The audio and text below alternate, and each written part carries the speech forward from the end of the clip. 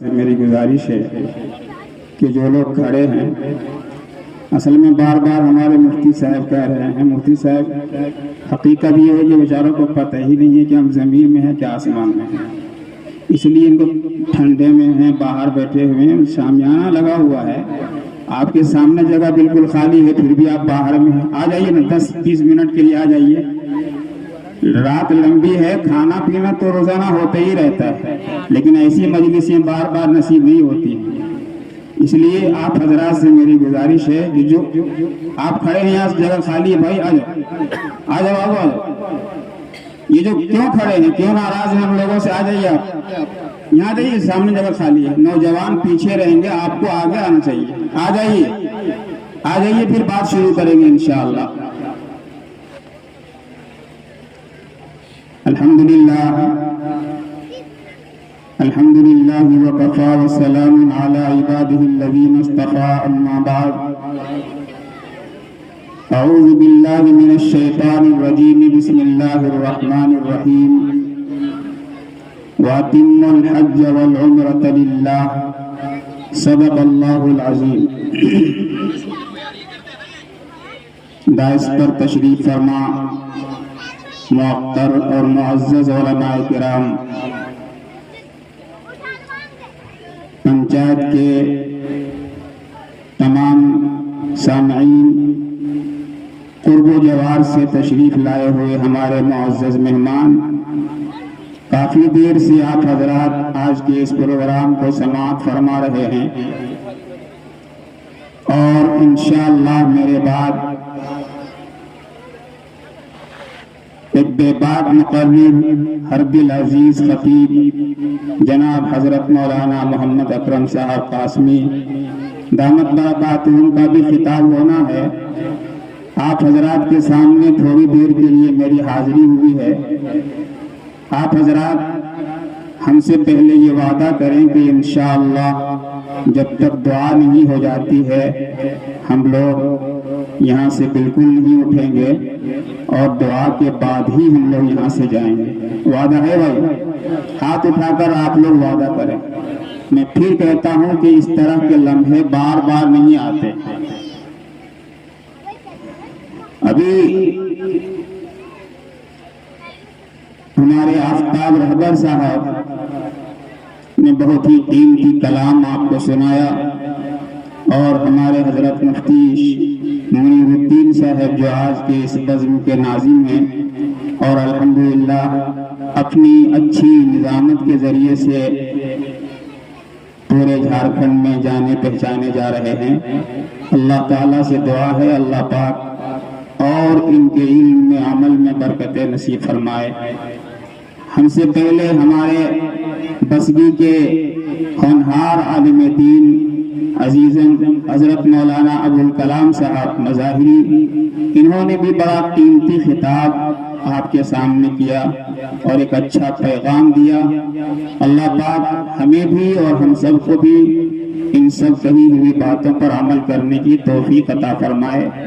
چونکہ ہمارے سابق مکھیا ہمارے عزیز جناب منظور صاحب جو ہے عمرے سے تشریف لائے ہیں، اور اسی مناسبت سے آج کا یہ پروگرام منعقد ہوا ہے۔ کہاں مکھیا جی چلے ہیں؟ میری بدقسمتی کہ ان سے مسافہ بھی نہیں ہو سکا ہے۔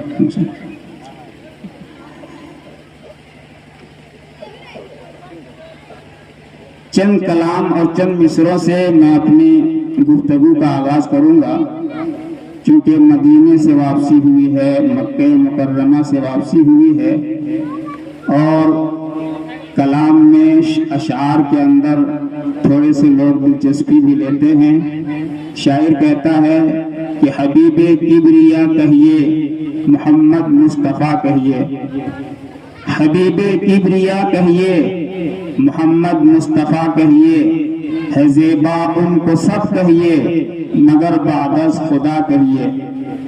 حبیب کبریا کہیے، محمد مصطفیٰ کہیے، ہے زیبا ان کو سب کہیے، مگر بعد از خدا کہیے۔ شعر اگر سمجھ میں آ جائے تو سبحان اللہ کہنے میں بخل سے کام نہیں لینا ہے، بات وہی ہے چاہے نظم میں پڑھی جائے یا نثر میں کہی جائے.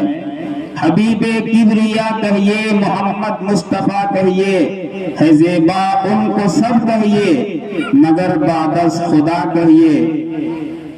ریاض بھائی آپ ہم کو دیکھیے، ادھر مت دیکھ. بول رہا ہوں ماشاءاللہ. ہمارے آفتاب ایک شاعر جب انعام سے نواز رہا ہو تو پھر سمجھیے ایک سند ہے نا. حبیب کبریا کہیے، محمد مصطفیٰ کہیے، ہے زیبا ان کو سب کہیے، مگر بعد از خدا کہیے. شہ ہر دو سرا کہیے کہ ختم الانبیاء کہیے، شہ ہر دو سرا کہیے کہ ختم الانبیاء کہیے. نوید ابن مریم یا ابراہیمی دعا کہیے، نوید ابن مریم یا ابراہیمی دعا کہیے. اور فدا سو بار میں ان پر سراپا جن کا قرآن ہے، فدا سو بار میں ان پر سراپا جن کا قرآن ہے. مبارک زلف کو واللیل رخ کو والضحا کہیے، مبارک زلف کو واللیل رخ کو والضحا کہیے. فدا سو بار میں ان پر سراپا جن کا قرآن ہے. رہبر بھائی فدا سو بار میں ان پر سراپا جن کا قرآن ہے. مبارک زلف کو واللیل رخ کو والضحا کہیے، مبارک زلف کو واللیل رخ کو والضحا کہیے. اور چمنزار مدینہ دیکھ کر اس کشمکش میں ہوں، چمنزار مدینہ دیکھ کر اس کشمکش میں ہوں. اگر خاروں کو گل کہیے تو پھر پھولوں کو کیا کہیے.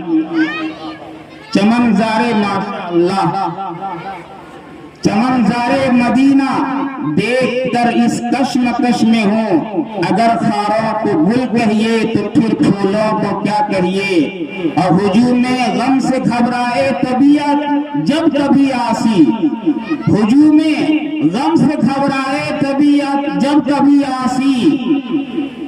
شراب عشق سے پڑھ کر وضو صلی اعلیٰ کہیے، شراب عشق سے پڑھ کر وضو صلی اعلیٰ کہیے.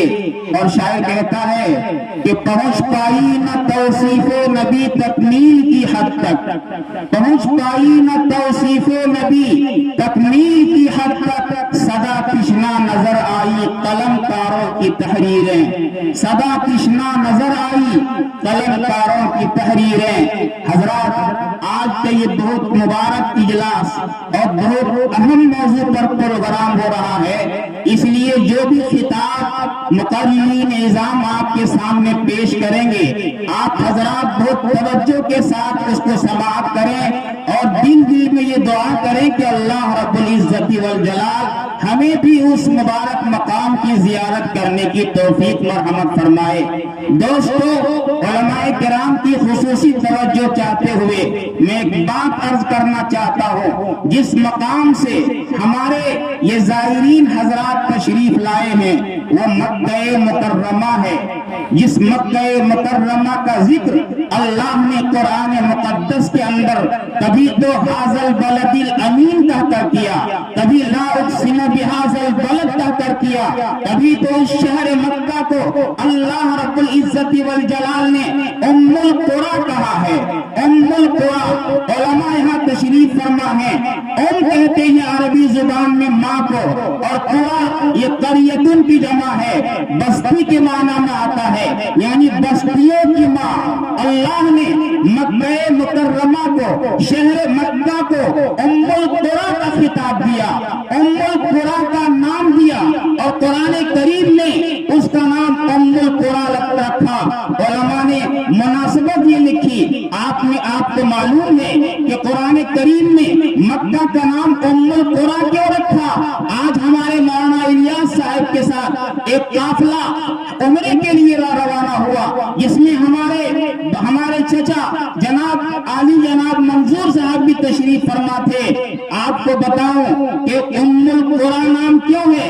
ام کہتے ہیں ماں کو. جس طریقے سے ماں کا مقام، ماں کا مرتبہ، ماں کی بڑائی اور ماں کی فضیلت تمام رشتہ داروں سے بڑی ہوتی ہے، ماں کا رتبہ تمام رشتہ داروں میں بڑا ہوتا ہے.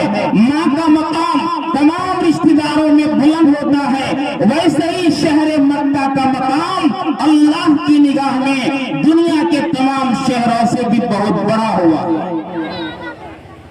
ایک وجہ تو یہ اور ایک وجہ یہ ہے کہ ام القریٰ نام کیوں رکھا گیا؟ آپ پوچھئے ان حضرات سے جو مکہ مکرمہ سے ہو کر تشریف لائے ہیں، ان کو کتنا سکون ملا ہوگا، ان کے دل کو کتنا سکون ملا ہوگا، ان کی آنکھوں کو کتنا سرور ملا ہوگا۔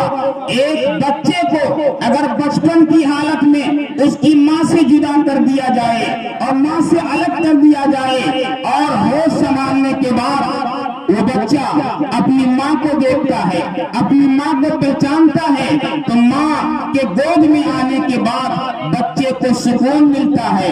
ماں کے آنچل سے وہ بچہ لپٹ جاتا ہے، کبھی پیشانی کو بوسہ دیتا ہے، کبھی آنکھوں کو چومتا ہے، کبھی جو ہے سینے سے وہ چمٹ جاتا ہے، ماں کی آنچل سے وہ چمٹتا ہے، بچے کو سکون ملتا ہے، بچے کو سرور ملتا ہے، اس کے دل کو قرار ملتا ہے۔ جس طرح ایک بچے کو ماں کے گود میں سکون ملتا ہے، اللہ رب العزت نے مکہ مکرمہ کا نام ام القریٰ رکھا۔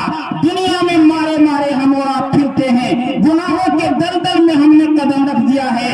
ایک گناہگار بندہ جب اللہ کے گھر کی زیارت کرنے کے لیے، اللہ سے ملاقات کرنے کے لیے جب بیت اللہ کے سفر کا ارادہ کرتا ہے اور ہولے ہولے آہستہ آہستہ بیت اللہ شریف کے اندر اس کے قدم داخل ہوتا ہے، تو مکہ مکرمہ میں داخلے کے بعد ایک گنہگار کو، ایک بندہ مومن کو، ایک انسان کو وہ سکون ملتا ہے، وہ سرور ملتا ہے، وہ خوشی نصیب ہوتی ہے۔ جس طرح ایک بچہ اپنی ماں کی گود میں جا کر کے سکون محسوس کرتا ہے، ایک مسلمان کو بھی مکہ مکرمہ میں داخل ہو کر کے سکون ملتا ہے۔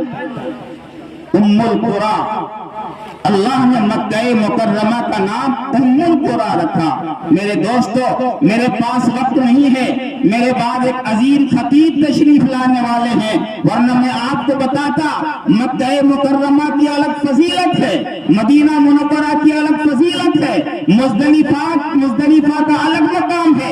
ان سب کے پیچھے تاریخی واقعات ہیں، ان سب کا ایک پس منظر ہے۔ اگر ہم ہر چیز کے واقعات کو اور سب کے پس منظر کو بیان کرنے لگوں تو کتنی راتیں ختم ہو سکتی ہیں۔ بس صرف ایک بات پیغام کے طور پر میں اپنے بستی کے نوجوانوں سے پیغام کے طور پر کہنا چاہتا ہوں۔ دیکھیے، ایک صحابی رسول ہیں، صحابہ کو نبی سے کتنی محبت ہوتی تھی، صحابہ کو نبی سے کتنا عشق ہوتا تھا، کتنی محبت ہوتی تھی۔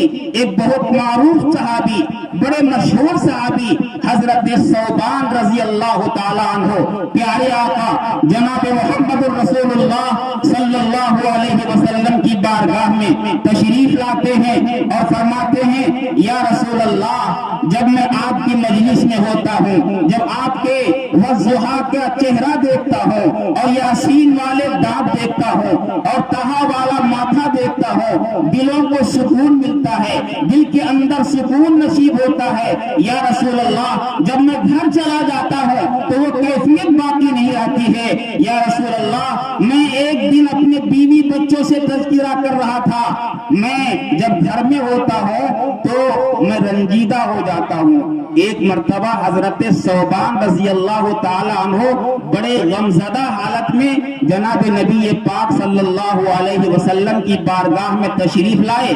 آپ صلی اللہ علیہ وسلم نے دیکھا، پوچھا، ثوبان کیا بات ہے، کیا بات ہے، غمزدہ کیوں ہو، تمہارا چہرے کا رنگ اترا ہوا ہے۔ پیارے آقا صلی اللہ علیہ وسلم سے حضرت ثوبان رضی اللہ تعالی عنہ نے ارشاد فرمایا، یا رسول اللہ، جب میں آپ کا چہرہ دیکھتا ہوں تو سکون نصیب ہوتا ہے، دل کو چین نصیب ہوتا ہے۔ کیا بھائی، کیا بات ہے؟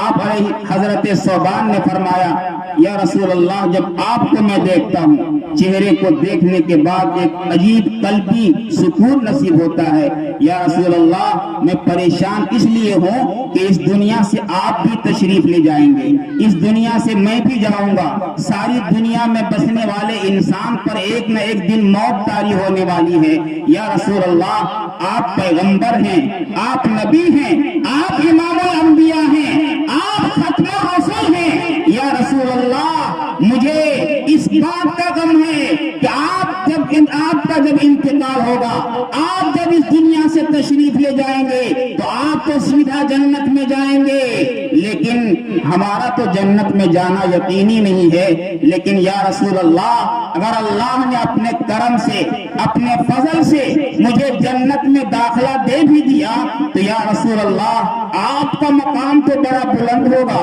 آپ تو جنت الفردوس میں ہوں گے، نبیوں کا تو بڑا اونچا مقام ہے، اللہ تعالیٰ مجھے وہ مقام نہیں دے گا، نہ جانے جنت کے کس درجے میں اللہ رکھ دے گا۔ حضرت ثوبان کا جذبہ دیکھیے، حضرت ثوبان کی طرف دیکھیے، نبی سے محبت دیکھیے، پیارے آقا کے سامنے حضرت ثوبان اپنے جذبات کا اظہار ان لفظوں میں کرتے ہیں یا رسول اللہ اگر میں جنت میں چلا بھی جاؤں اور جنت کے اندر مجھے اگر نبی کی محبت اور نبی کا دیدار نصیب نہ ہو تو ایسی جنت میں رہنے سے کیا فائدہ جس جنت میں رہ کر کے محمد الرسول اللہ کا دیدار نہ ہو سکے۔ یہ بات چل رہی تھی، ابھی سنیے، بات ختم نہیں ہوئی ہے۔ ہم لوگ چاہتے ہیں کہ نبی کی معیت نصیب ہو جنت میں، نبیوں والے مقام پر میں رہوں۔ ابھی یہ بات چل رہی تھی، ابھی یہ گفتگو چل رہی تھی کہ اللہ تعالیٰ نے قرآن مقدس کی آیت کا ٹکڑا دے کر جبریل امین کو بھیجا کہ جبریل جاؤ میرے محبوب کے دل کی تسکین کے لیے قرآن کی آیت کا ٹکڑا دے رہا ہوں، لے جا کر کے میرے محبوب پر اس آیت کو اتار دے۔ قرآن کریم اترتا ہے، اللہ کہتا ہے ان الذین آمنوا وعملوا الصالحات کانت لهم جنات الفردوس نزلا۔ صرف پیغمبر نہیں بلکہ صبح قیامت تک آنے والا جو مسلمان بھی اللہ اور اس کے رسول کے طریقے کے مطابق چلے گا، ایمان کے بعد نیک اعمال کرے گا، اللہ تعالیٰ اس کو بھی جنت الفردوس میں اعلیٰ مقام عطا فرما دے گا۔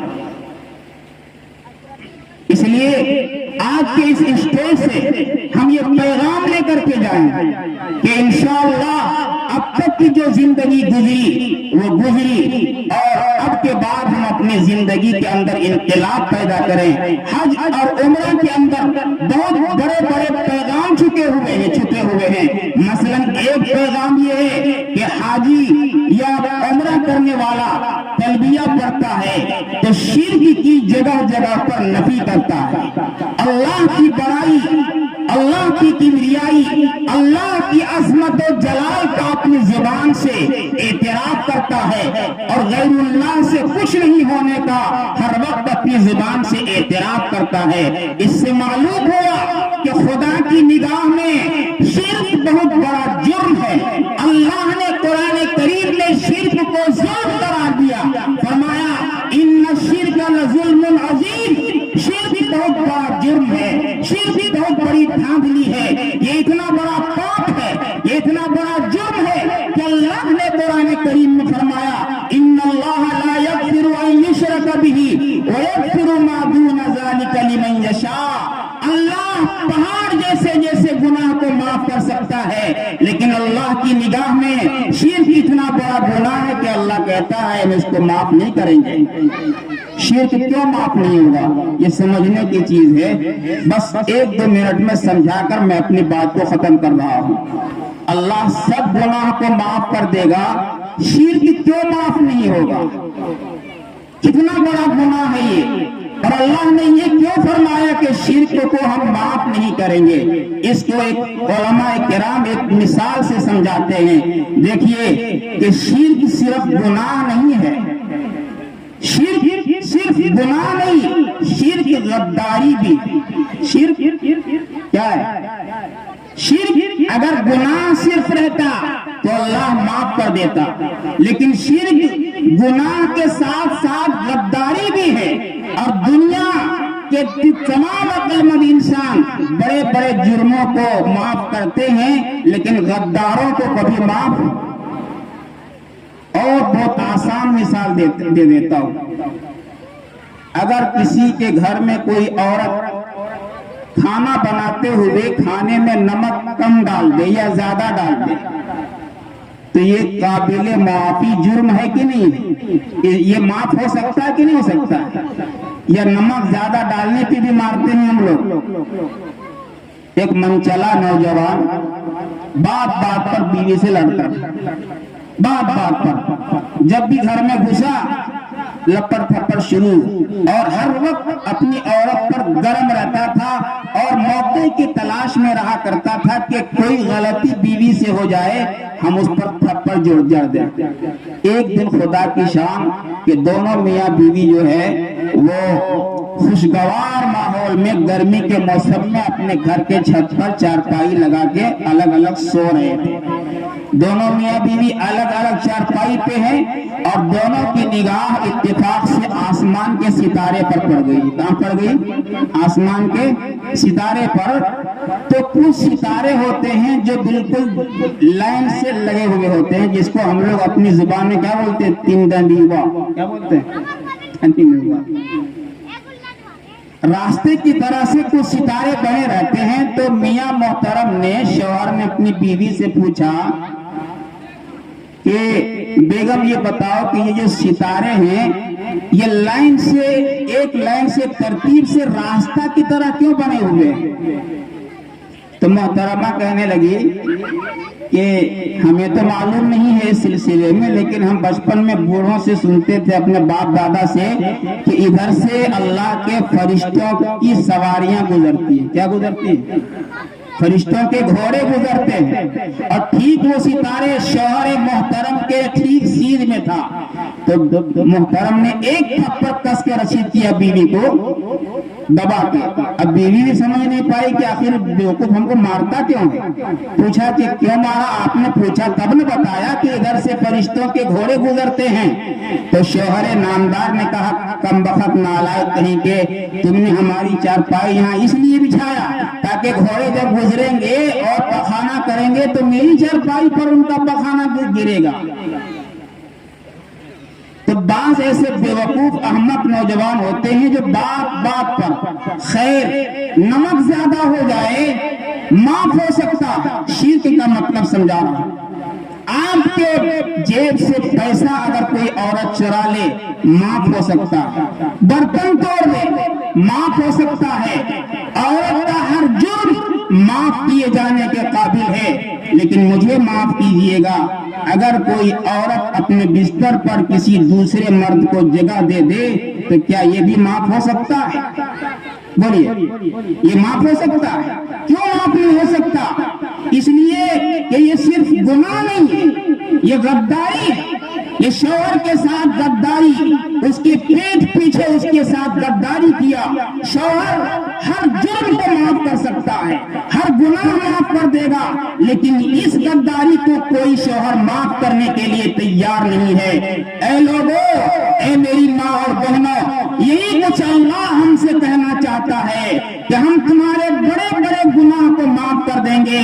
ہم نے آسمان بنایا، ہم نے زمین بنایا، ہم نے ستارے کو ہم نے پیدا کیا، زمین کو فرش ہم نے بنایا، ستاروں کو ہم نے چمکایا، سورج کو ہم نے بنایا، کائنات کے ذرے ذرے کو ہم نے بنایا، خوبصورت ہونٹ ہم نے تم کو دیا، خوبصورت چہرہ ہم نے تم کو دیا، روزی روٹی ہم تم کو دیتے ہیں، اولاد ہم تم کو دیتے ہیں، تمہارے جینے کا سلیقہ ہم نے رکھا ہے، سانس ہم تمہارے اندر چلاتے ہیں۔ اللہ کہتا ہے کہ جب سب کچھ ہم کر رہے ہیں پھر بھی کسی پیر فقیر کے مزار پہ جا کے اولاد مانگو گے، بھیک مانگو گے اور میرے ساتھ کسی غیر اللہ کو شریک کرو گے تو یہ تمہاری غداری ہے۔ جب تم اپنے غداروں کو معاف نہیں کر سکتے تو اللہ بھی کہتا ہے کہ ہم بھی اپنے غداروں کو کبھی معاف نہیں کریں گے۔ ان اللہ لا یغفر ان یشرک بہ ویغفر ما ما دون ذلك لمن یشاء ومن یشرک باللہ فقد افترى اسما عظیما۔ اس لیے میرے بزرگوں، میرے نوجوانوں اور ہمارے ذمہ دار حضرات، آج کے اس اجلاس سے ہم اور آپ ایک پیغام لے کر کے جائیں کہ انشاءاللہ جو باتیں اب تک کہی گئی ہیں یا کہی جائیں گی، انشاءاللہ ہم سب اس پر مضبوطی کے ساتھ قائم رہیں گے اور اس پر عمل کرنے کی کوشش کریں گے۔ دیکھیے، اگر عمل کے جذبے